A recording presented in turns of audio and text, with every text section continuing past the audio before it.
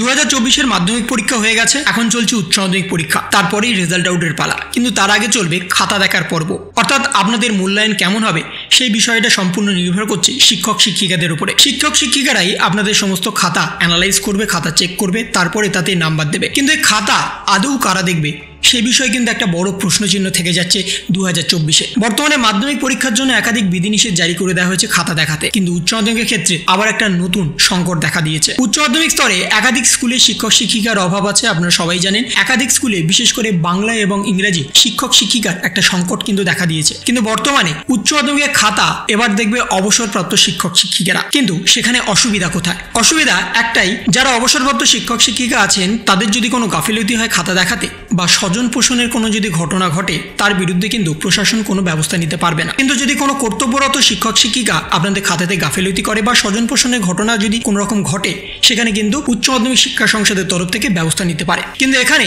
স্পষ্টত জানিয়ে দেওয়া হচ্ছে উচ্চ মাধ্যমিকের উত্তরপত্র মূল্যায়নে বড় ভরসা অবসরপ্রাপ্ত শিক্ষক শিক্ষিকারাই। তাহলে 2024-এ এখন যেহেতু শিক্ষক শিক্ষিকার একটা ঘাটতি আছে, শিক্ষক শিক্ষিকা যেহেতু নিয়োগের একটা অসুবিধা চলছে, সেই জন্য এখন অবসরপ্রাপ্ত শিক্ষক শিক্ষিকারাই আপনাদের খাতা চেক করবে।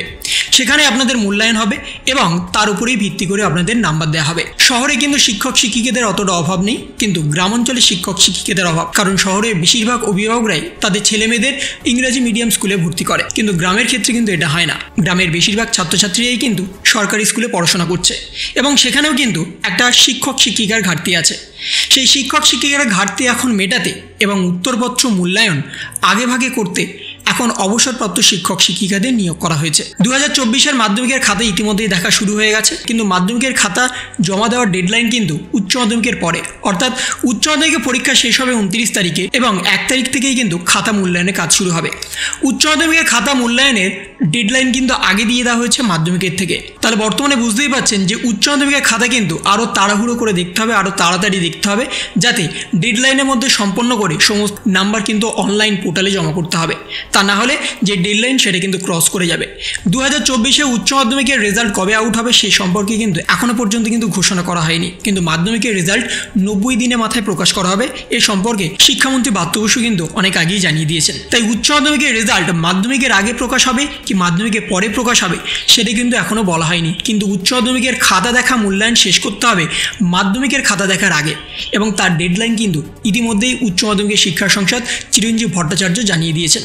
তাই 2024-এ উচ্চ মাধ্যমিকের খাতা দেখা নিয়ে কিন্তু একটা বড়সড় বদল হতে চলেছে। এতদিন পর্যন্ত উচ্চ মাধ্যমিকের খাতা দেখত কর্তব্যরত শিক্ষক শিক্ষিকারা, কিন্তু এবছর উচ্চ মাধ্যমিকের খাতা দেখবে অবসরপ্রাপ্ত শিক্ষক শিক্ষিকারা। অবসরপ্রাপ্ত শিক্ষক শিক্ষিকাদের সংখ্যাটা বাড়ানো হয়েছে।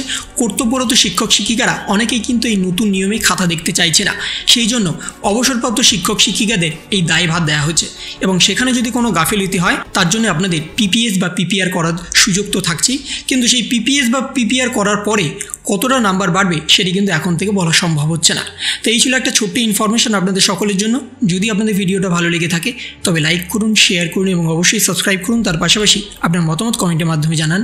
ভালো থাকুন, সুস্থ থাকুন, ধন্যবাদ।